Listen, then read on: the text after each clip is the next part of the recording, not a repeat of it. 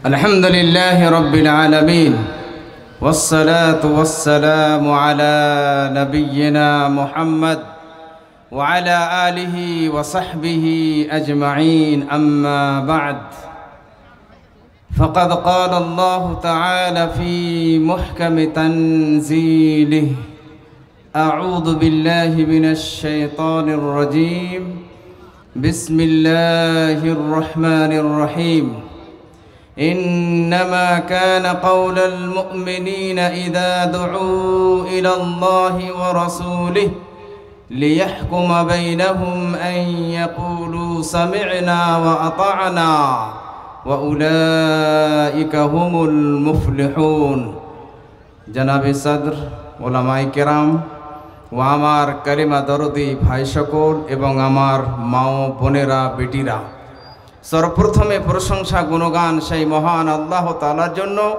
যিনি আমাদেরকে এই সুন্দর একটি মাহফিলে, তাওহীদের মাহফিলে উপস্থিত হওয়ার তৌফিক দান করেছেন। এটা আল্লাহর পক্ষ থেকে বড় নিয়ামত, আলহামদুলিল্লাহ। অনেক মানুষ বুঝতে পারে না, কিন্তু মরার পরে সেই দিন আফসোস করবে, সেই আফসোস কাজে আসবে না। ভাগ্যবান আমরা যে আল্লাহ আমাদেরকে এই সুন্দর মাহফিলে উপস্থিত হওয়ার তৌফিক দান করেছেন এবং শোনার সুযোগ করে দিয়েছেন।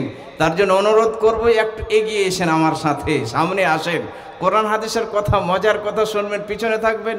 এখানে শয়তান আসলে কাজ করছে, এখানে সত্যি আমি তো এই কথাগুলো বলি, এখানে শয়তান কাজ করছে। শয়তান আমাদের সবচেয়ে বড় শত্রু। শয়তান আমাদেরকে ধোঁকা দেয়। আদম আলাইহিস সালাতু ওয়াস সালামকে সে ধোঁকা দিয়েছিল এবং তার সন্তানদেরকেও ধোঁকা দিতে ছাড়ে না। ও ধোঁকা দিবে। ভালো কাজে এসেছেন, আপনি পিছন পা হয়ে আছেন। এত সুন্দর কথা, কোরআনের কথা শুনবেন, আল্লাহর বড় তৌফিক পেয়েছি, তার জন্য আল্লাহর শুকরিয়া আদা করছি।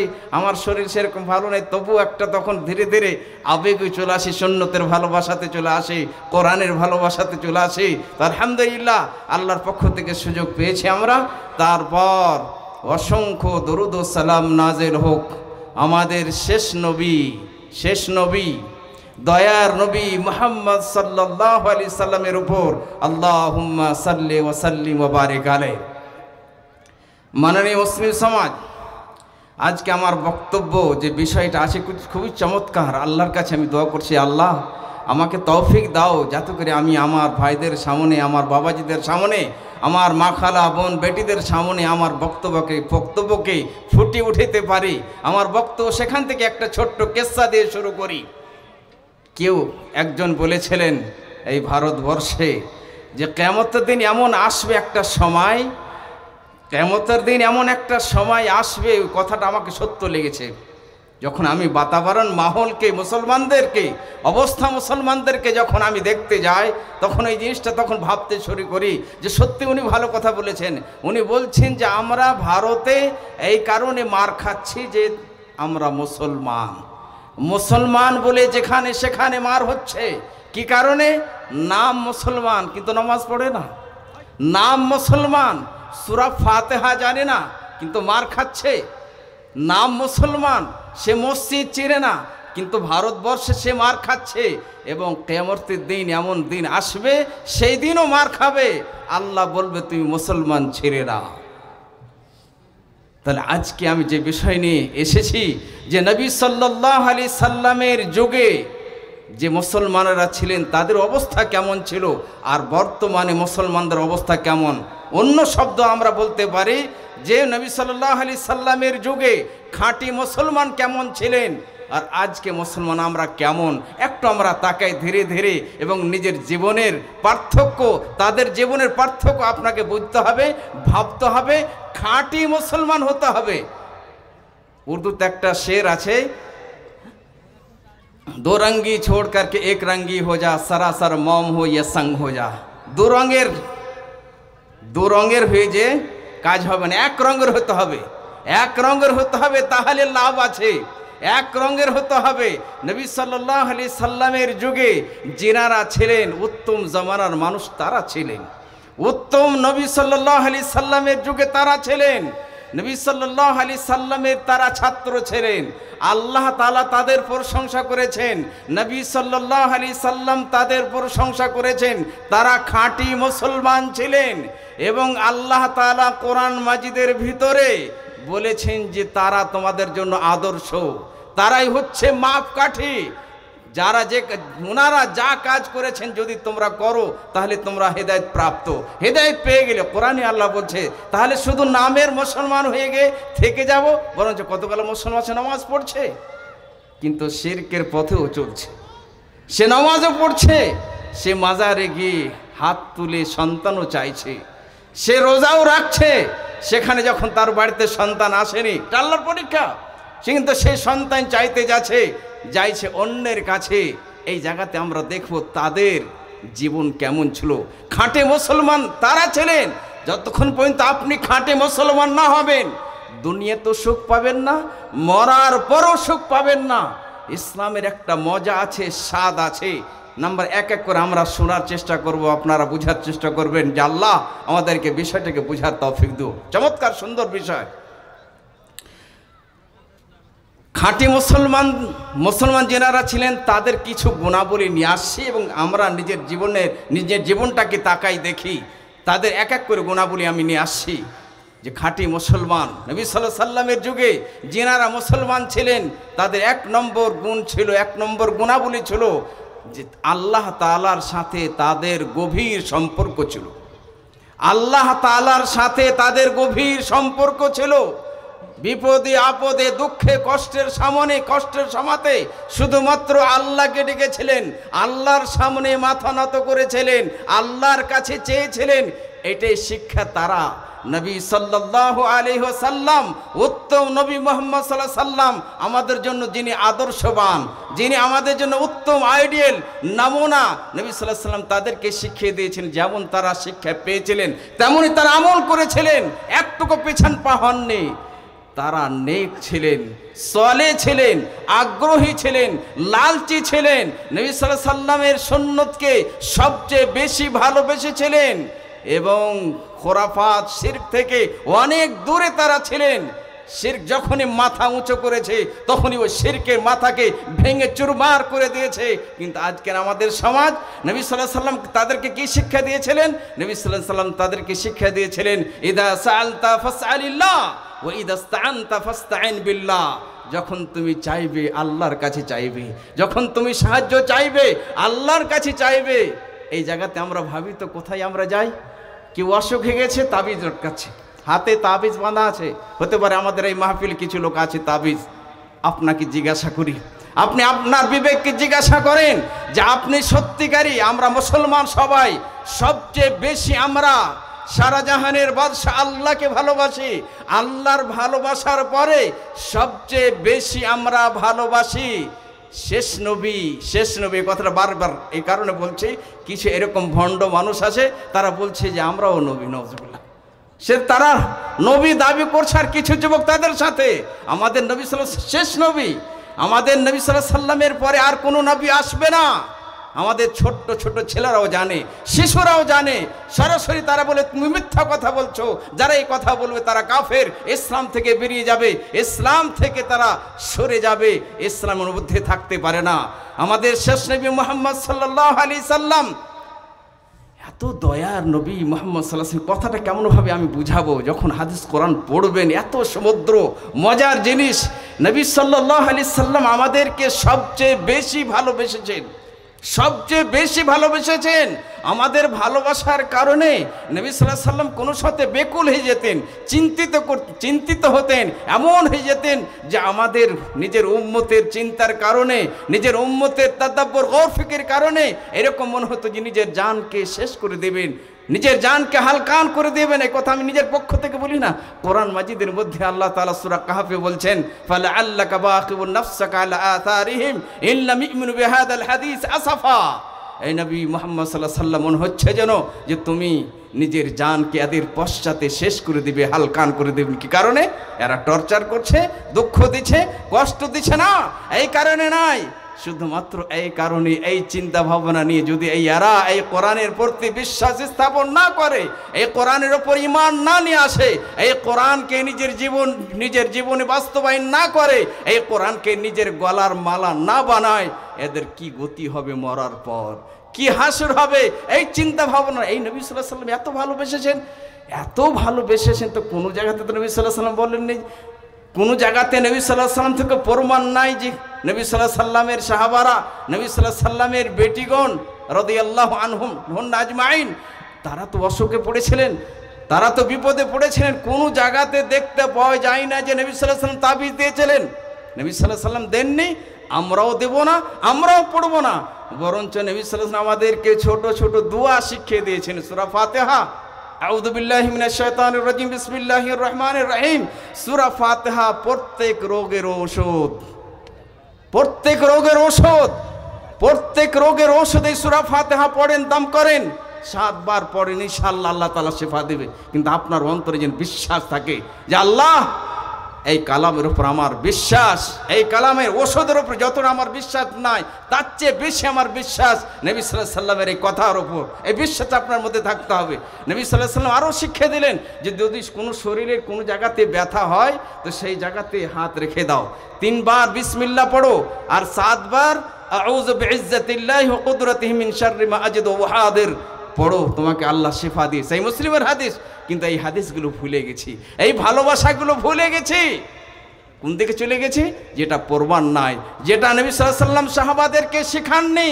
খাঁটি মুসলমান তারা ছিলেন, তারা ইসলামের জন্য, ইসলামের সাহায্যের জন্য জান দিয়েছিলেন, মাল দিয়েছিলেন, ধন দিয়েছিলেন, সব কিছু দিয়েছিলেন। তারা কিন্তু কোনোদিন তাবিজ লটকানি। আমরাও তাবিজ ত্যাগ করে দেব, ছেড়ে দেব। যখনই তাদের জীবনে বিপদ আপদ আসতো, দুঃখ আসতো, তারা ভয় করতেন না, কাউকে দেখে ভয় করতেন না। যখনই কেউ তাদের মাঝে ভয় দেখাবার চেষ্টা করত, তখন তাদের ইমানে বৃদ্ধি হয়ে যেত, ইমান বৃদ্ধি হয়ে যেত, ইমান বেড়ে যেত। একটু ঘটনাতে আপনার চলে যায়, উহুদের যুদ্ধের সময়তে আপনি যান, উহুদের যুদ্ধের চিত্রটা যখন আপনি দেখবেন, সাহাবায়ে কেরাম রাদিয়াল্লাহু আনহুম আজমাইন কেমন তারা খাঁটি মুসলমান ছিলেন।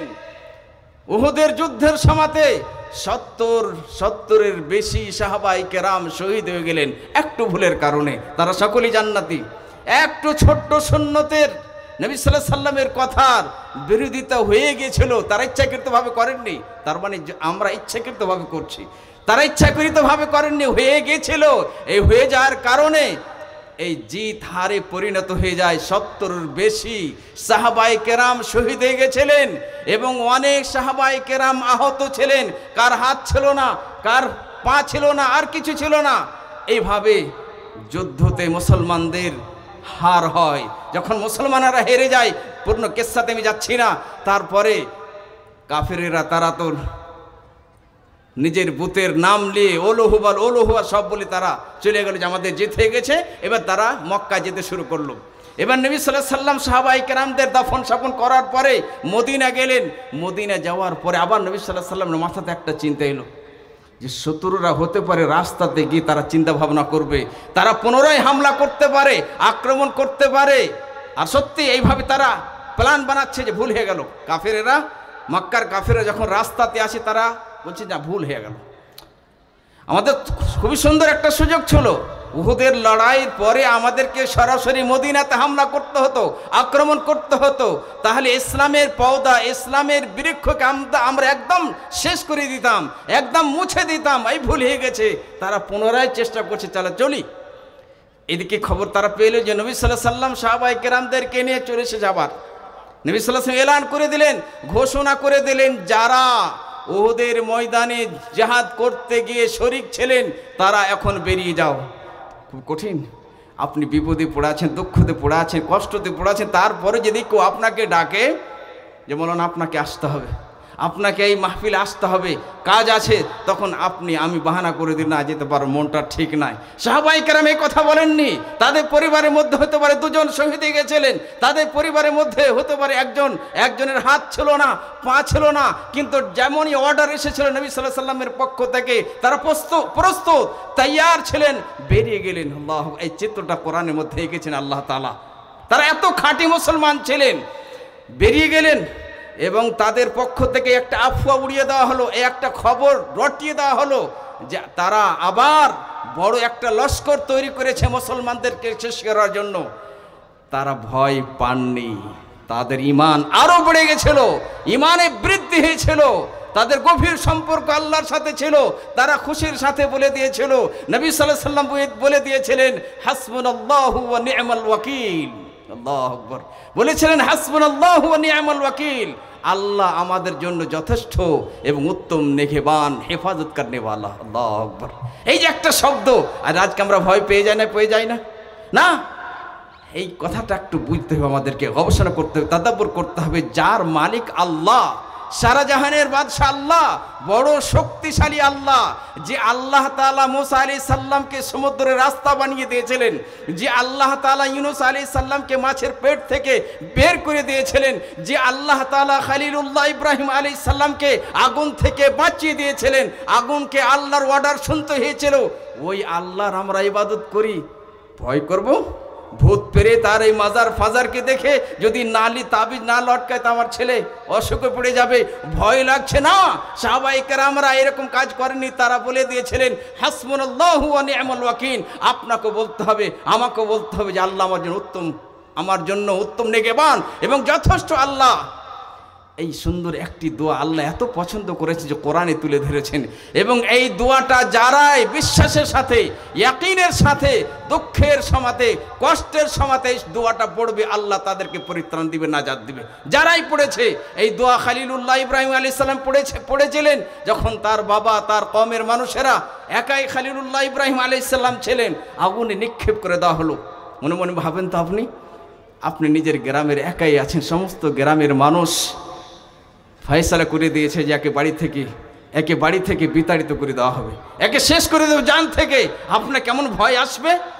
খলিলুল্লাহ ইব্রাহিম আলাইহিস সালামের বাবাও সাথ দেয় না, পূর্ণ কম দুশমন হয়ে গেছে, শত্রু হয়ে গেছে, কিন্তু এত গভীর সম্পর্ক আল্লাহর সাথে, সরাসরি বলে দিলেন আল্লাহকে ডেকে হাসবুনাল্লাহু ওয়া নি'মাল ওয়াকিল। এই দুয়ার বরকতে, ফজিলতে আল্লাহ ওনাকে নাজাত দিয়েছিলেন না দেননি? পরিত্রাণ দিয়েছিলেন। তার মানে আমরা ওই আল্লাহর ইবাদত করি, আমরাকে এই শব্দ বলতে হবে। এই শব্দ সাহাবায়ে কেরামরা বলেছিলেন যে তারা পুনরায় আক্রমণ করতে চাইছে। সাহাবায়ে কেরাম, অল্প সাহাবায়ে কেরাম ছিলেন, এত সংখ্যাতে শহীদ হয়ে গেছিলেন, কিন্তু তাদের ঈমান এত মজবুত, তাগড়া, আল্লাহর সাথে গভীর সম্পর্ক এত ছিল, তারা বলে দিলেন হাসবুনাল্লাহু ওয়া নি'মাল ওয়াকিল। আল্লাহ তাদেরকে পরিত্রাণ দিয়েছিলেন, নাজাত দিয়েছিলেন। আজকেও যারা এই দোয়াটা আল্লাহর সাথে গভীর সম্পর্ক রেখে, আল্লাহর সাথে ভালোবাসা রেখে এই শব্দ পড়ে দিবে, আল্লাহ তাকে পরিত্রাণ দিবে, দুনিয়াতে পরিত্রাণ দিবে, মরার পরেও পরিত্রাণ দিবে। এটা আমাদের ফখর যে আমার রব সারা জাহানের বাদশাহ, আমার জীবনের হাসির মালিক আল্লাহ। আপনাকে কেউ রুজি দিতে পারে না, আল্লাহ দিবে। কিন্তু এই জায়গাতে আজকে মুসলমানেরা ফেল হয়ে গেছে, মাজারে চলে যাচ্ছে, আর কতগুলা জায়গাতে চলে যাচ্ছে না। যেমন খাঁটি মুসলমানেরা যেমন ছিলেন, তাদের সম্পর্ক আল্লাহর সাথে গভীর ছিল, আজকেও আমাদেরও আল্লাহর সাথে গভীর সম্পর্ক থাকবে।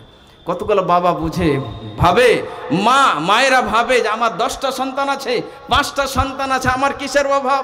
না, যখনই আপনি আল্লাহর সাথে কানেকশন কেটে দিবেন, কোন জায়গাতে যে আবার না আপনার মৃত্যু হবে, কোন জায়গাতে কি হবে, আপনার সন্তানের সেই সময়তে থাকবে না।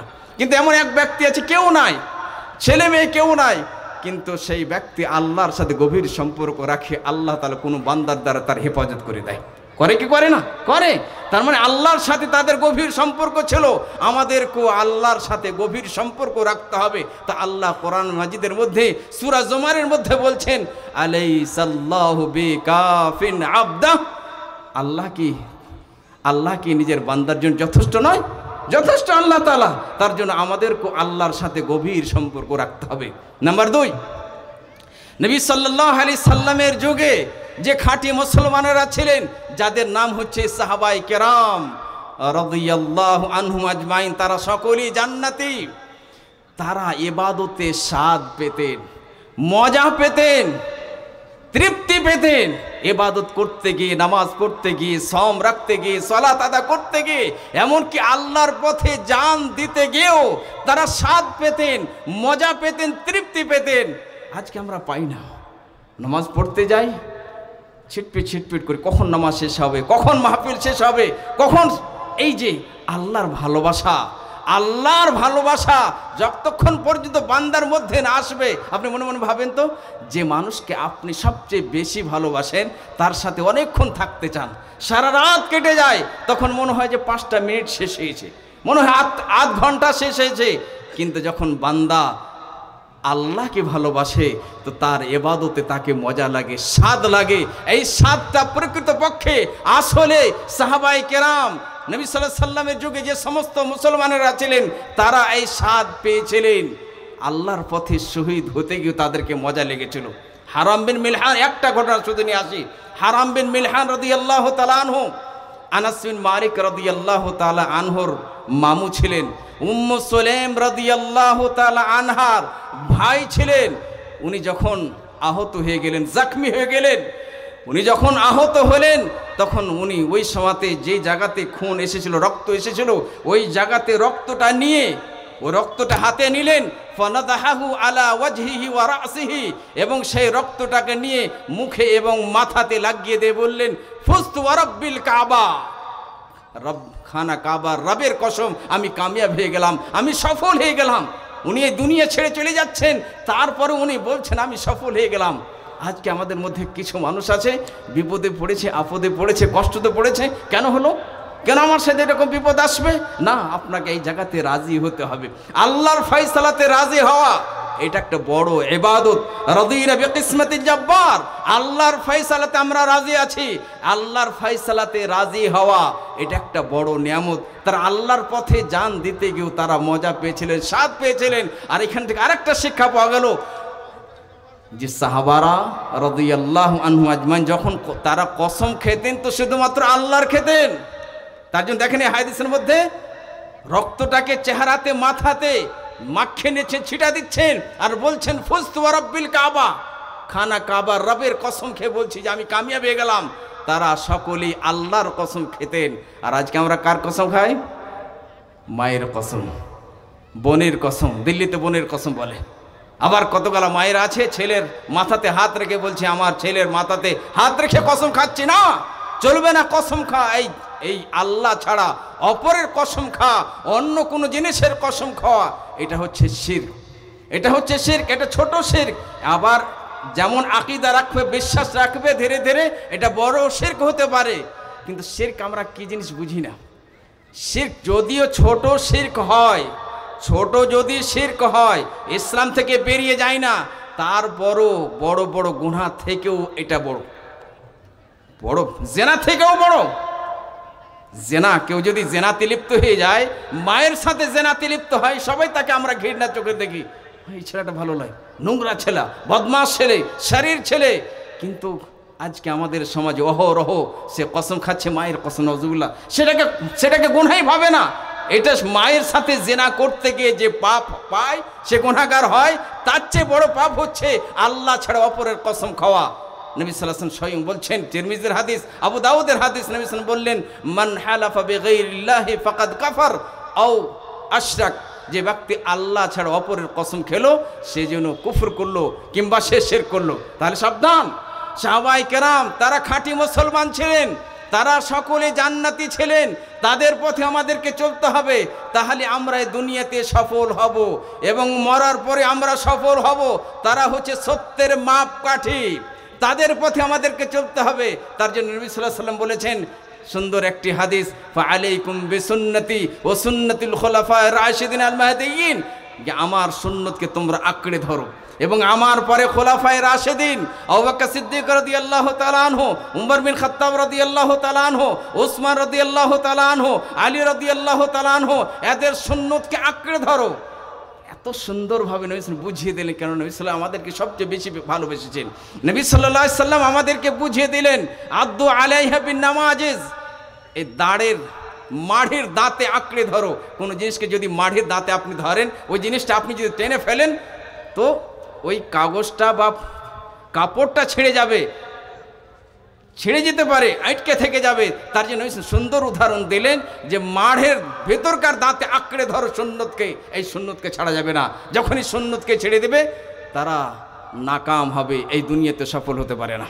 মাননীয় মুসলিম সমাজ, 3 নম্বর, নবী সাল্লাল্লাহু আলাইহি সাল্লামের যুগের মুসলমানেরা কেমন ছিলেন? তাদের একটা নারা ছিল, তাদের একটা সুন্দর নারা ছিল, তাদের একটি সুন্দর শিয়ার ছিল, সামিনা ওয়া আতানা, শুনে নিলাম মেনে নিলাম। আল্লাহু আকবার। এই শব্দটাই আপনি যদি দেখেন, উত্তম টিম, উত্তম দল, সকলেই তারা জান্নাতি।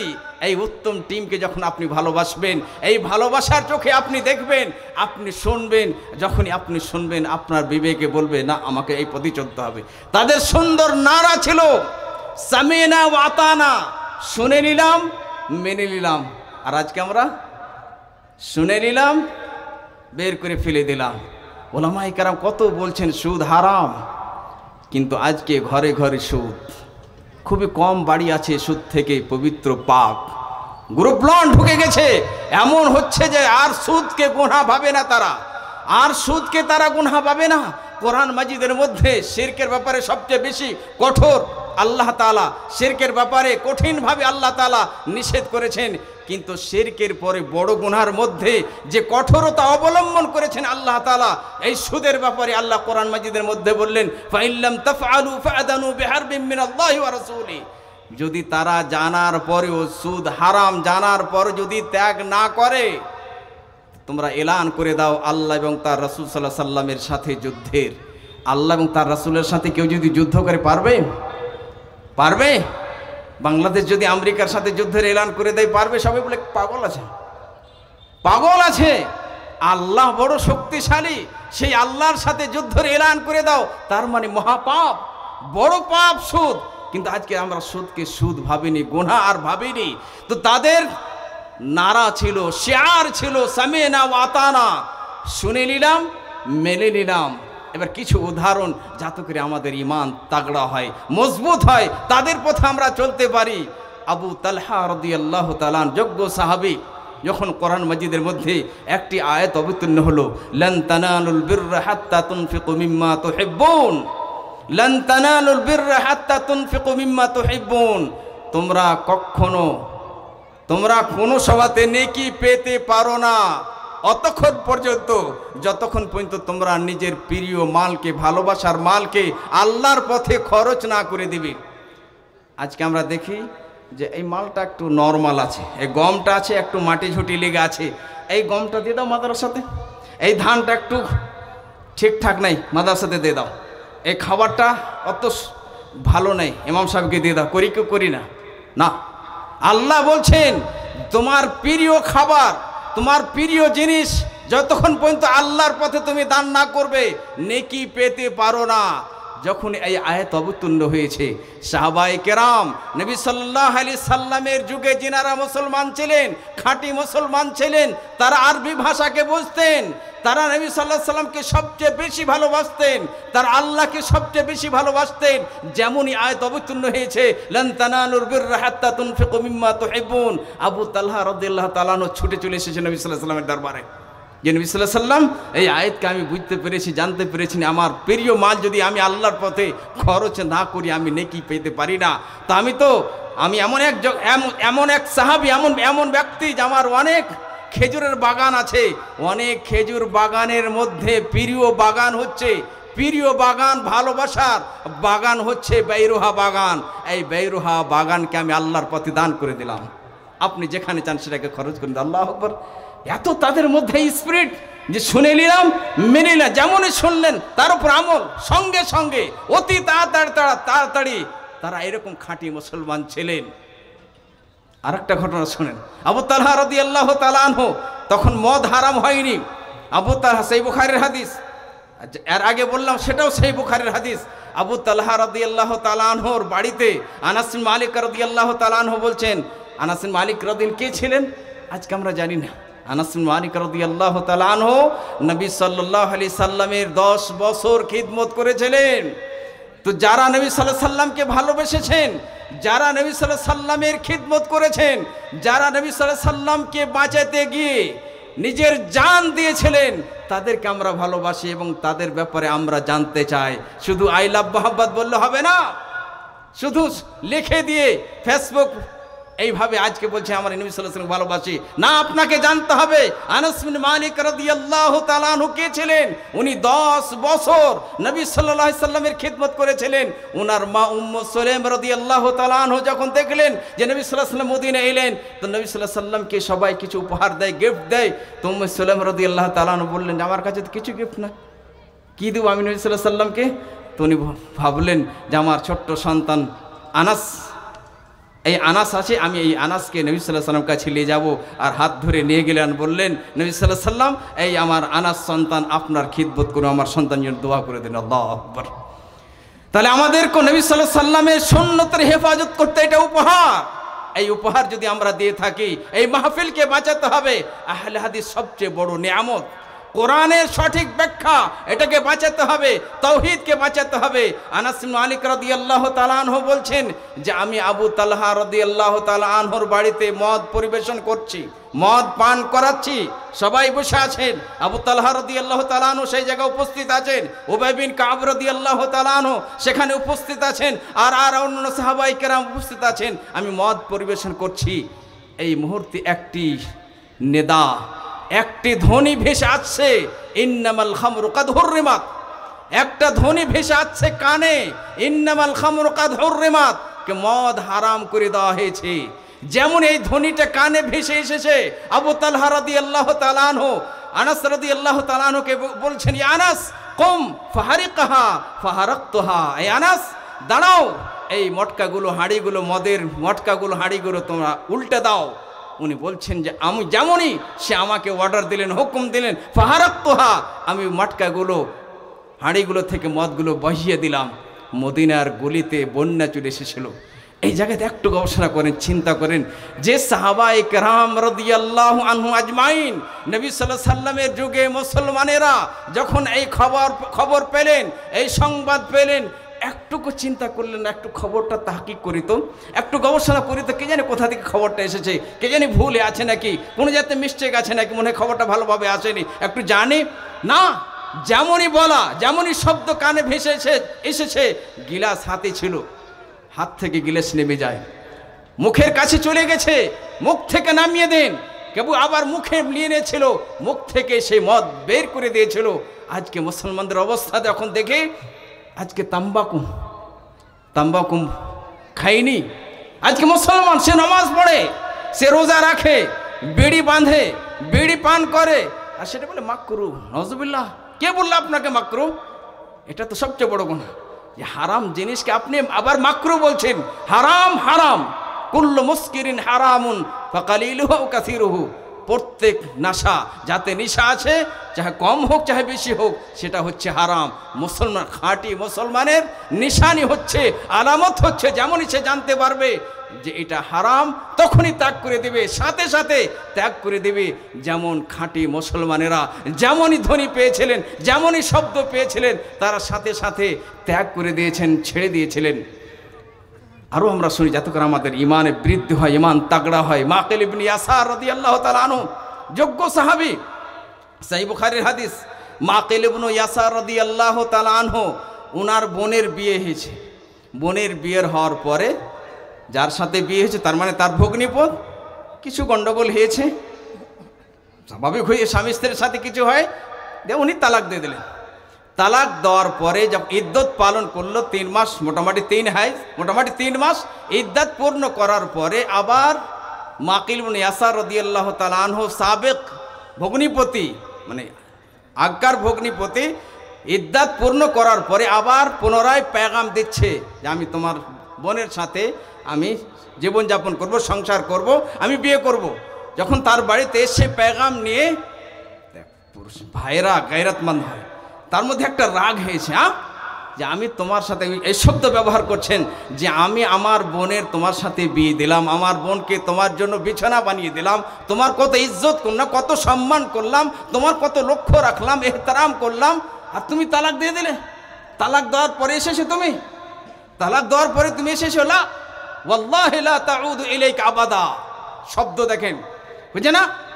আল্লাহর কসম খেয়ে বলছি, আমার বোন দ্বিতীয়বার তোমার কাছে যাবে না।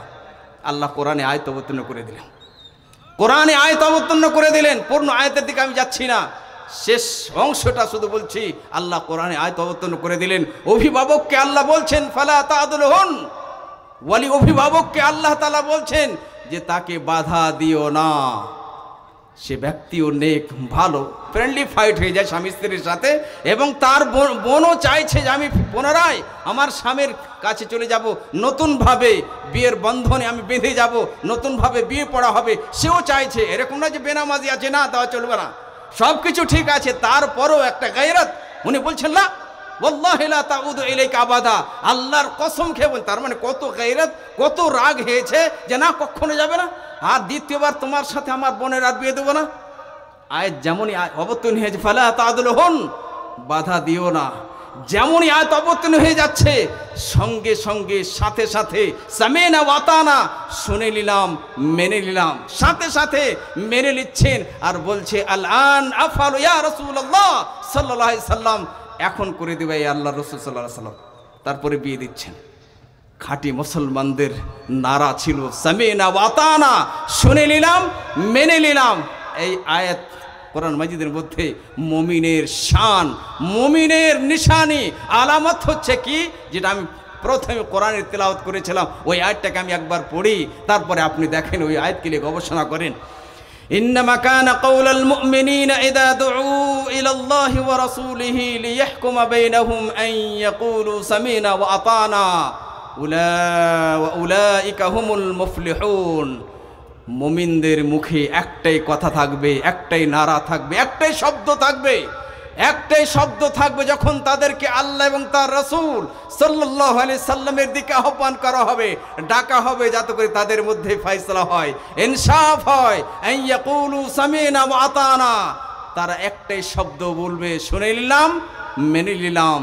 তারপরে আল্লাহ তাআলা এদের ব্যাপারে খোশখবরি শোনাচ্ছেন, ওয়া উলাইকা হুমুল মুফলিহুন, এরাই হচ্ছে কামিয়াব, এরাই হচ্ছে সফল, এরাই হচ্ছে সাকসেসফুল, এরাই কামিয়াব হবে, দুনিয়াতে কামিয়াব হবে, মরার পরেও কামিয়াব হবে।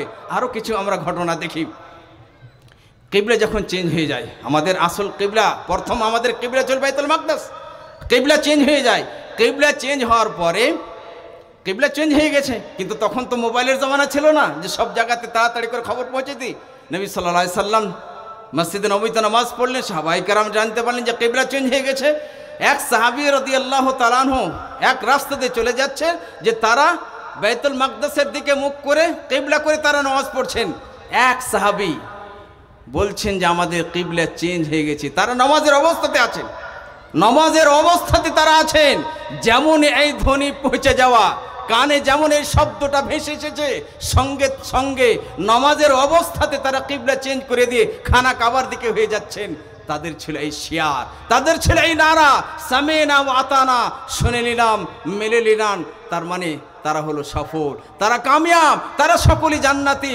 ওই রাস্তাতে আমাদেরকে চলতে হবে, ওই পথে আমাদেরকে চলতে হবে, তাহলে আমরা কামিয়াব হতে পারবো, নচিত কোনোদিন কামিয়াব হতে পারবে না। সুন্দর মাপকাঠি হচ্ছে সাহাবায়ে কেরাম। আর একটা সুন্দর চমৎকার সুন্দর একটি আয়াত, একটি হাদিস সেই বুখারীর মধ্যে এসেছে, সুন্দর একটি আয়াতও আছে, হাদিসের শব্দ এসেছে। ওয়াইনা বিন হিস রাদিয়াল্লাহু তাআলা আনহু, উনার ভাতিজা হুর বিন কায়েস খুবই বুদ্ধিমান ছিলেন, জ্ঞানী মানুষ ছিলেন, শিক্ষিত, কিন্তু ভাতিজা কম বয়সের। উমর বিন খাত্তাব রাদিয়াল্লাহু তাআলা আনহুর জামানাতে যখন উনি খলিফা ছিলেন, তো উনার মাহফিলে ভালো ভালো ওলামায়ে কেরাম থাকতেন। এরকম না যে শুধু বয়স্ক, যেমন আব্দুল্লাহ বিন আব্বাস রাদিয়াল্লাহু তাআলা আনহু সাহাবায়ে কেরামের মধ্যে ছোট ছিলেন, কিন্তু ইলমের দিক দিয়ে বড় ছিলেন। উমর বিন খাত্তাব রাদিয়াল্লাহু তাআলা আনহু নিজের মাহফিলে তাকে বসাতেন, পরামর্শ করতেন। তো হুর বিন কায়েস রাদিয়াল্লাহু তাআলা আনহু এই সাহাবীকে উমর বিন খাত্তাব রাদিয়াল্লাহু তাআলা আনহু নিজের মজলিসে রাখতেন, নিজের কাছে রাখতেন। তো একদিন তার চাচা ওয়াইনা বিন হিসন বললেন যে ভাতিজা হুর বিন কায়েস, যে তোমার তো অনেক বড় সম্মান উমর বিন খাত্তাব রাদিয়াল্লাহু তাআলার কাছে, এক কাজ করো না, যে আমি একদিন তোমাদের মাহফিলে আমি যেতে চাই, উমর বিন খাত্তাব রাদিয়াল্লাহু তাআলা আনহুর মাহফিলে আমি যেতে চাই, তা আমার জন্য তুমি অনুমতি নিয়ে নিও তো। তো ভাতিজা বলে ঠিক আছে চাচা, ঠিক আছে, আমি উমর বিন খাত্তাব রাদিয়াল্লাহু তাআলার কাছে আমি অনুমতি নিয়ে নিব, তারপর আপনাকেও বলব। উনি অনুমতি নিয়ে নিলেন, উমর বিন খাত্তাব রাদিয়াল্লাহু অনুমতি দিলেন, ঠিক আছে আমার মাহফিলে আসবে। মাহফিলে এসেছে, আসার সাথে সাথে এসে বলছে হি ইবনুল খাত্তাব, হি আবনাল খাত্তাব, এর অর্থ হলো এই খাত্তাব রাদিয়াল্লাহু তাআলা আনহুর বেটা। মানে অজ্ঞ মানুষ যেমন বলে এই খাত্তাবের বেটা, একটা ভদ্র মানুষ সেভাবে কথা বলে না, সুন্দরভাবে তার লেহাজা হয়, তার সুন্দর কথা হয়। এসেই বলছে হি আবনাল খাত্তাব, এই খাত্তাবের বেটা। মা তো তিন জাজল, তুমি তো আমাদেরকে বেশি কিছু দাওনি, তুমি বেশি কিছু দাওনি। ওয়ালা তাহকুমু ফিনা বিল আদল, এবং আমাদের মাঝে তুমি ন্যায় বিচার করনি, ইনসাফ করনি। আমরা এই কথাটা সবাই জানি। উমর বিন খাত্তাব রাদিয়াল্লাহু তাআলা আনহু ইনসাফের ব্যাপারে প্রসিদ্ধ ছিলেন। উমর বিন খাত্তাব রাদিয়াল্লাহু তাআলা আনহু আদলের ব্যাপারে, ইনসাফের ব্যাপারে, ন্যায়ের ব্যাপারে প্রসিদ্ধ ছিলেন, মশহুর ছিলেন। যে কোনো জায়গাতে অন্যায় দেখতেন, কোনো জায়গাতে অপরাধ দেখতেন, বরদাস্ত হারিয়ে ফেলতেন, বরদাস্ত করতে পারতেন না। সিধা ওনার একটাই শব্দ ছিল দানি ইয়া রাসূলুল্লাহ আদরিবুন কাহু, আল্লাহ রাসূল সাল্লাল্লাহু আলাইহি ওয়াসাল্লাম আমাকে অর্ডার দেন, এর গর্দনকে আমি উড়িয়ে দেবো, এর গর্দনকে আমি উড়িয়ে দেবো। উমর বিন খাত্তাব খলিফা, সেই সময়কার বাদশাহ, কিন্তু সেই সময়কার বাদশাকে ওয়াইনা বিন হিসন রাদিয়াল্লাহু তাআলা আনহু বলছেন ইয়া ইবনুল খাত্তাব, এই খাত্তাবের বেটা, তুমি তো ইনসাফ করতে পারোনি আমাদের মাঝে, তুমি তো বেশি কিছু দিতে পারোনি। এই শব্দ যেমনই বেলা, উমর বিন খাত্তাব রাদিয়াল্লাহু তাআলা রাগ হয়েছে। রাগ এমন হয়েছে যে তাকে সাজা দেওয়ার জন্য আগে বাড়তে লেগেছেন, তাকে সাজা দেবো, তাকে আদব শেখাবো। এরকম কথা কেন বললাম? তোমার বুদ্ধি নেই, জ্ঞান নাই। যখন আগে বাড়তে লেগেছেন, হুর বিন কায়েস রাদিয়াল্লাহু তাআলা আনহু খুবই জ্ঞানী ছিলেন।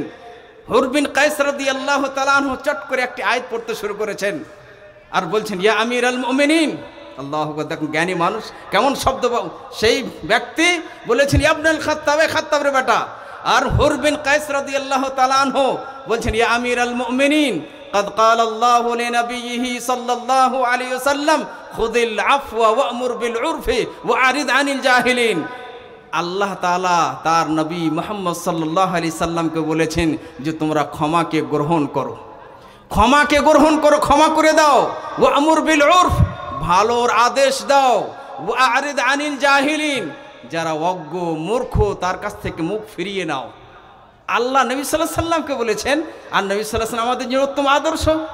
নবী সাল্লাল্লাহু আলাইহি সাল্লাম উত্তম আমাদের আদর্শ, আইডিয়াল নমুনা। যেমনই এই আয়াত তেলাওয়াত করা, হুর বিন কায়েস রাদিয়াল্লাহু তাআলা আনহু বলছেন ফাওয়াল্লাহি মা জাওয়াজাহা উমর হিনা তালাহা আলাইহি। যেমনই ওনার সামনে এই কোরআনের আয়াত তেলাওয়াত করা হয়েছে, আল্লাহর কসম খেয়ে বলছি এই আয়াত থেকে আর একটুকু আগে বাড়েননি। ওয়া কানা ওয়াক্কাফান ইনদা কিতাবিল্লাহ, আল্লাহর কিতাবের সামনে একদম থেমে যেতেন, একদম থেমে গেলেন। যেমন আমরা বাইক চালাই, গাড়ি চালাই, যখন রেড লাইট আসে একদম ব্রেক মেরে দিই, কিন্তু যখন আপনি পার করতে যাবেন পুলিশ আসে, সেখানে পুলিশ আসে, অ্যাক্সিডেন্ট ভয় আছে, আপনার গাড়িকে থামিয়ে দেবে, আপনার গাড়িকে জেলে রেখে দেবে। তার চেয়ে বেশি ছিলেন যেমনই কোরআনের আয়াত এসে যেত, যেমনই কোরআনের আদেশ এসে যেত, তারা একদম থেমে যেতেন, একদম সেখানে ব্রেক মেরে দিতেন। এই উমর বিন খাত্তাব রাদিয়াল্লাহু তাআলা আনহু, তাদের মেজাজ ছিল, তাদের নারা ছিল সামিনা ওয়া আতানা, শুনে নিলাম, মেনে নিলাম। এই নারা আমাদের জীবনে হতে হবে, এই নারা আমাদের জীবনে হতে হবে যে তাবিজ চলবে না, বাস শুনে নিলাম, মেনে নিলাম। সুদ চলবে না, শুনে নিলাম, মেনে নিলাম। বিড়ি সিগারেট চলবে না, কঠিন শব্দ। এই শব্দটা আগে তো ভয় লাগছিল, এখন আর ভয় লাগে না। কেন ভয় লাগে না? যে আমি আমার জন্য যে জিনিসটা পছন্দ করি, আমি নিজেকে বাঁচাতে চাই, আমি আমার ভাইদেরকে, আমার মা খালা বোনদেরকে ভালোবাসি, তাদেরকে আমি বাঁচাতে চাই, এই দরদ রাখি। একটা দায়ী, একটা ছাত্র নিজের অন্তরে দরদ রাখে। লকডাউনে যখন মাদ্রাসার অবস্থা খারাপ হয়ে যায়, বেতন বন্ধ হয়ে যায়, তো কিছু লোক আমাকে বলেছিল যে মৌলানা আপনার তো বেতন বন্ধ হয়ে গেছে, তো আপনি আপনার বাড়িতে একটু বিড়ি টিড়ি গেলা বাঁধিয়ে এলেন। তখন বলেছিলাম আল্লাহর কাছে চলে যাব, কিন্তু বিড়ি বাড়িতে আসতে দেব না, হারাম পথে রোজি খেতে যাব না। আমার এটা বিশ্বাস, আমার ভাগ্যে যতটা দানা আছে ততটা আমি খেতে পাবো, যতটা দানা আছে খেতে পাবো। যখন আমি ভাববো যে দানা মান্না, তখন আমি ভেবে নেব আমার এখন মৃত্যু আছে, এখন আমার সময় হয়ে গেছে, আল্লাহর কাছে চলে যাব, সুন্দর খাবার সেখানে পাবো। আসল জীবন তো সেখানে, সুখের জগৎ সেখানে, সেখানে যাব, সেখানে সুন্দর আহার আছে, আল্লাহ তাআলা আমাকে আহার দিবে। তাহলে সেই পথে যাব না। তার কারণে দরদের সাথে, দুঃখের সাথে আমার কমকে কথা বলতে চাই। কিছু লোক বলছে মৌলানা বিড়ি যদি না হয় তো কেমন করে চলবে সংসার? আল্লাহ কোরআনে বলছেন, এবং এই কথাটা সাহাবায়ে কেরামরা ভালোভাবে তারা বুঝেছিলেন, তারা নিজের জীবনে বাস্তবায়ন করেছিলেন। আল্লাহ বলছে আমি তোমাদেরকে খাদ্য দেবো, আল্লাহ আসল উদ্দেশ্যটাকে কোরআন মাজিদের মধ্যে বলে দিলেন। আর আপনি বলছেন আপনার বিবেক চলবে না। কোরআন আল্লাহ তাআলা আল্লামুল গায়ব, সবচেয়ে বেশি জ্ঞানী। মানুষের চিন্তা ছোট্ট, কল্পনার বাইরে। কোন কোন সময় আপনি দেখবেন যে আল্লাহ কোথা থেকে আমাকে এই রিজকি দিল, আমি কোনোদিন ভাবিনি। কেমনভাবে এখানে আমি এলাম, কেমনভাবে আমি এই জায়গাতে আমি কথা বলে দিলাম, কল্পনার বাইরে। মানে আল্লাহ তাআলার পক্ষ থেকে সাহায্য হয়। আল্লাহ কোরআন ওই আয়াতটা পড়ে দিই যাতে করে আপনার মধ্যে ভালোবাসা জাগে। আপনি এই আয়াতকে নিয়ে গবেষণা করেন। আল্লাহ তাআলা বলছেন যে শুধুমাত্র আমি তোমাদেরকে খাদ্য দিই, ওমা খালাকতুল জিন্না ওয়াল ইনসা ইল্লা লিয়াবুদুন। আল্লাহ বলছে মানব দানবকে শুধুমাত্র আমি আমার ইবাদতের জন্য তৈরি করেছি। এই কথাটা, এই মেসেজটা ছাত্রদেরকে, নিজের ছেলেদেরকে শিখান। আর বলেন যে এই দুনিয়াতে আসার আসল উদ্দেশ্য হলো শুধুমাত্র আল্লাহর ইবাদত। এই কথাটা ভালোভাবে সাহাবায়ে কেরাম, নবী সাল্লাল্লাহু আলাইহি সাল্লামের যুগে যিনারা খাঁটি মুসলমান ছিলেন, তারা এই কথাটা ভালোভাবে বুঝেছিলেন। আজকে আমাদেরকে বুঝতে হবে যে রোজি রুটির মালিক আল্লাহ। তারপরে আল্লাহ বলছেন যে আমি মানব দানবকে শুধুমাত্র আমার ইবাদত জন্য তৈরি করেছি। তারপরে কথাটা দেখেন কত দামি। আল্লাহ বলছেন মা উরিদু মিনহুম মির রিজক ওয়া মা উরিদু আন ইউতঈমুন। আমি তাদের কাছে আহার চাই না, রিজক চাই না, আমি তাদের কাছে খাবার চাই না। ইন্নাল্লাহা হুয়ার রাজ্জাকু যুল কুওয়াতিল মাতিন। আল্লাহই হচ্ছে রিজক দাতা এবং বড় শক্তিশালী। কেউ যদি আপনার আহার কেড়ে নিতে চায়, আল্লাহ যদি না চায় কাটতে পারে না, বড় শক্তিশালী আল্লাহ। তাই এখানে আপনাকে জাগতে হবে, কোথা থেকে রিজক পাবো? যে না, যেমনভাবে সাহাবায়ে কেরামরা নিজের জীবন কাটিয়েছিলেন, নবী সাল্লাল্লাহু আলাইহি সাল্লামের জামানাতে যুগে মুসলমানদের যে অবস্থা ছিল, খাঁটি মুসলমানদের যে অবস্থা ছিল, যে নারা ছিল, ওই নারা আমাদের হতে হবে। তাহলে আমরা বাঁচতে পারবো, না চিত আমরা বাঁচতে পারবো না। আরেকটি আমি আমার মা বোনদেরকে দিয়ে একটু লক্ষ্য করে বলি। আজকে যদি আমার বোনকে বলি, আমার বেটিকে বলি, আমার খালাকে বলি, মাকে বলি, ফুফুকে বলি যে আপনাকে পর্দা করতে হবে, মা খালা বেপর্দা, বোরকা নাই, বেপর্দা নেই, এটা কেমন কথা? সাহাবিয়াত, সেই যুগের সাহাবিয়াত মহিলারা রাদিয়াল্লাহু আনহু আজমাইন, যখনই তারা কোনো শব্দ পেয়েছিলেন কেমনভাবে অতি তাড়াতাড়ি সাথে সাথে চেঞ্জ হয়ে গিয়েছিলেন। সেই সময়টা দরিদ্র সময় ছিল। সেই সময়তে মানুষের কাছে কাপড় ছিল না, ওড়না ছিল না তেমন। আজকে আমাদের বাড়িতে আমাদের বোনদের কাছে, আমাদের বেটিদের কাছে 4টা 5টা করে ওড়না থাকে, কাপড় থাকে। সেই জামানাতে ছিল না। যখনই কোরআনের আয়াত হলো, হাদিস এই বুখারীর হাদিস, আমাদের মা আয়েশা রাদিয়াল্লাহু আনহা, এই আয়েশা রাদিয়াল্লাহু আনহা কত বুদ্ধিমতী ছিলেন, কত আকিলা ফাদিলা ছিলেন। এই আয়েশা রাদিয়াল্লাহু আনহাকে চিনতে হবে, আমার মা খালাদেরকে জানতে হবে উনি কেমন ছিলেন। উনি সুন্দরভাবে দোয়া দিয়েছিলেন, ইয়ারহামাল্লাহু নিসাআল মুহাজিরাতিল ওয়াল। আল্লাহ তাআলা প্রথম হিজরত করনে वाली মুহাজিরাত, প্রথম হিজরত করনে वाली মহিলাদের উপর তুমি দয়া করো। লাম্মা আনজালাল্লাহু তাআলা, যখন আল্লাহ তাআলা কোরআন মাজিদের মধ্যে আয়াত নাজিল করলেন, ওয়ালিয়াদরিবনা বিখুমুরিহিন্না আলা জুয়ুবিহিন, তারা যেন নিজের বুকে ওড়নাটা টেনে নেয়, নিজের শরীরটাকে ঢেকে নেয়। যেমনই এই আয়াত অবতীর্ণ হলো, ফাশাকাকনা মুরুতাহুন্না ফাখতামারনা বিহা, তো তাদের কাছে যে কাপড়টা ছিল, কাপড়টাকে ছিঁড়ে, কাপড়টাকে দুটা অংশ করে নিজের দেহকে ঢেকে নিলেন। সাথে সাথে একটুকু চিন্তা করলেন না, তাদের কাছে ওর বেশি ওড়না ছিল না। সাথে সাথে কাপড়টাকে দুটা অংশ করে নিজের দেহকে ঢেকে নিয়েছিলেন। আর আজকে সব কিছু আছে, কেন আপনি তাদের মতো খাঁটি মুসলমান হতে চান না? যদি আমরা তাদের মতো খাঁটি মুসলমান না হতে পারি, এই দুনিয়াতে সুখ পাবো না, শান্তি পাবো না। অনেক সময়তে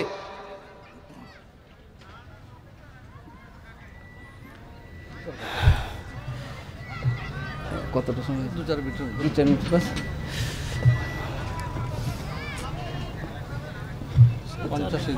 আর দুটি কথা বলবো, আসলে বেশি কথা বলা বা শোনা, অল্প কথাতে মানুষের জীবন চেঞ্জ হয়ে যায়। সেই যুগের নবী সাল্লাল্লাহু আলাইহি সাল্লামের যুগে যিনারা ছিলেন, যিনারা মুসলমান ছিলেন, খাঁটি মুসলমান, তিনাদের জীবনের আসল উদ্দেশ্য ছিল দ্বীনের সাহায্য করা এবং সারা জাহানের বাদশাহ আল্লাহ, সেই আল্লাহকে সন্তুষ্ট করা। এই নোক্তাতে যদি আমরা চিন্তা করি যে আজকে কি আমরা নিজের জীবনটাকে দ্বীন ইসলামের সাহায্য জন্য তৈরি করতে পেরেছি? তারা পেরেছিলেন, আমরা কি পেরেছি? কেমনভাবে পেরেছিলেন? তারা সারা জাহানের বাদশাকে সন্তুষ্ট করতে চেয়েছিলেন। আল্লাহ যেন রাজি থাকে, মানুষ নারাজ হয়ে যাক আমার কোনো পরোয়া নাই, আল্লাহ যেন নারাজ না হয়। আর আজকে আমাদের এই লোকটা নারাজ হয়ে যাবে, কথা বলা যাবে না, হক কথা বলতে গো সেই জায়গাতে ভয় করছে, এই লোকটা নারাজ হয়ে যাবে, এই মালিকটা নারাজ হয়ে যাবে। যে না, আপনাকে আমাকে কৌশলের সাথে বুদ্ধির সাথে এই চেষ্টা করতে হয় দিন ইসলামের যেন খিদমত হয়, এই দিন ইসলামের যেন সাহায্য হয়। তারা এই দিন ইসলামের সাহায্যের জন্য নিজের জান দিয়ে দিয়েছিলেন, মাল দিয়ে দিয়েছিলেন। তাবুকের যুদ্ধের সময়তে যখন নবী সাল্লাল্লাহু আলাইহি সাল্লাম ঘোষণা করলেন, এলান করলেন যে এই যুদ্ধের সময়তে অনেক টাকা পয়সার দরকার, সম্পদের দরকার, এই মাহফিলগুলো হচ্ছে ইসলামী টাকার দরকার না, টাকার দরকার, সেই জায়গাতে আপনাকে এই দিন ইসলামের সাহায্য করতে হবে, ওলামায়ে কেরামের সাহায্য করতে হবে। এটা হচ্ছে খাঁটি মুসলমানদের নিশানি। আবু বকর সিদ্দিক রাদিয়াল্লাহু তাআলা আনহু অনেক মাল, সম্পূর্ণ মালকে নবী সাল্লাল্লাহু আলাইহি সাল্লামের দরবারে হাজির করে দিলেন। নবী সাল্লাল্লাহু আলাইহি সাল্লাম আবু বকর সিদ্দিক রাদিয়াল্লাহু আনহু জিজ্ঞাসা করছেন, আবু বকর তুমি তোমার বাড়িতে কিছু রেখে এলে?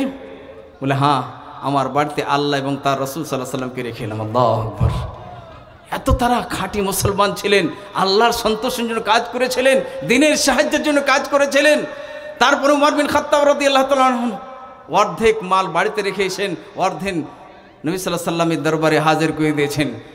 আর এক সাহাবী রাদিয়াল্লাহু তাআলা আনহু দ্বীনের সাহায্যের কারণে দ্বীনকে বাঁচাতে গিয়ে নিজের প্রাণ, নিজের জান দিয়ে দিচ্ছেন।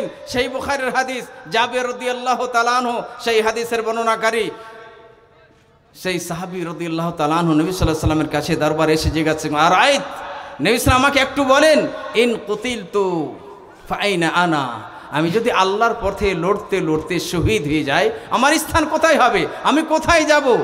উত্তরে নবী আকরাম সাল্লাল্লাহু আলাইহি সাল্লাম বললেন, ফিল জান্নাহ, তুমি জান্নাতে যাবে, তুমি জান্নাতে যাবে। এই শব্দটা যেমনই শোনা, যেমনই শুনেছেন, কাতালা হাত্তা কুতিলা, লড়াই করতে শুরু করলেন, আর লড়াই করতে করতে উনি শহীদ হয়ে গেলেন। অন্য শব্দতে এসেছে যে ওনার হাতে কয়েকটা খেজুর ছিল, ফালকা তামারাতিন কুন্না ফি ইয়াদি, কয়েকটা খেজুর ওনার হাতে ছিল। যখন নবী সাল্লাল্লাহু আলাইহি সাল্লামের কাছ থেকে জবান মোবারক থেকে এই শব্দ শুনলেন যে তুমি যদি লড়তে লড়তে শহীদ হয়ে যাও, জান্নাতে প্রবেশ করবে, তোমার স্থান জান্নাতে হবে, তো কয়েকটা খেজুর ছিল, বহু বচন তামারাত, বহু বচন, তার মানে 3টা হতে পারে, 4টা হতে পারে, 5টা হতে পারে। এই 5টা খেজুরকে ছিঁড়ে ফেলে দিচ্ছেন, আর উনি বলছেন, ইন্নাহা লাহায়াতুন তাবিরা, এই খেজুরটা যদি আমি খেতে থাকি তো আমার জীবন তো লম্বা হয়ে যাবে, অনেক সময় হয়ে যাবে। আল্লাহু আকবার। তারা এই দুনিয়াকে তুচ্ছ ভাবতেন, এই দুনিয়াকে কিছুই ভাবতেন না, এই দুনিয়াকে তুচ্ছ ভাবতেন যে আসল জীবন আমার মরার পরে খেজুরগুলোকে ফেলে দিচ্ছেন। আর আমরা এই দুনিয়াতে থাকার জন্য এমন এমন কাজ করে থাকি, মনে হয় এই লোকটা আর মরতে চাই না। এই কথাটা কোরআনে আল্লাহ বলছেন, লাআল্লাকা তাখলুদুন, এরকম মনে হচ্ছে যে তোমরা চিরস্থায়ী এই দুনিয়াতে থাকবে, এই দুনিয়া থেকে তোমরা যাবে না। তারা খাঁটি মুসলমান নবী সাল্লাল্লাহু আলাইহি সাল্লামের যুগে যেনারা ছিলেন, দ্বীনকে বাঁচাইতে গিয়ে দুনিয়াকে লাথি মেরে দিয়েছিলেন। দুনিয়া চলে যাক আমার, কিন্তু জেনে আখিরাত আমার বেঁচে থাকে, দিন ইসলাম জেনে বেঁচে থাকে, ঈমান বেঁচে থাকে। ঈমান সবচেয়ে বড় সম্পদ, ঈমান সবচেয়ে বড় সম্পদ। এই কথাটা তারা মাথায় ভালোভাবে রেখেছিলেন, কিন্তু আমরা রাখতে পারিনি, আমরা রাখতে পারিনি। অনেক সময়তে যুবকদেরকে আক্রমণ হয় দুশ্মনের পক্ষ থেকে, তৌহিদের কোরআনের শত্রুদের পক্ষ থেকে। তাকে বলা হয় যে তুমি আমাদের মূর্তির নাম লাও, তোমার রবকে গালি দাও। সেই যুবক আল্লাহকে গালি দেয় না, ঈমান বাঁচাতে হবে, জান চলে যাবে, প্রাণ চলে যাবে, বলি আল্লাহকে ভালোবাসি, আমার রবকে ভালোবাসি। যেমন বেলাল রাদিয়াল্লাহু তাআলা আনহুকে মক্কার কাফিররা কষ্ট দিত, ব্যথা দিত, তারপরও বেলাল রাদিয়াল্লাহু তাআলা আনহু একটাই শব্দ তার মুখে ছিল, আহাদ আহাদ আহাদ, আল্লাহ এক, আল্লাহ এক, শুধুমাত্র এক আল্লাহর ইবাদত হবে। এই নারা আমাদের যেন মুখে থাকে।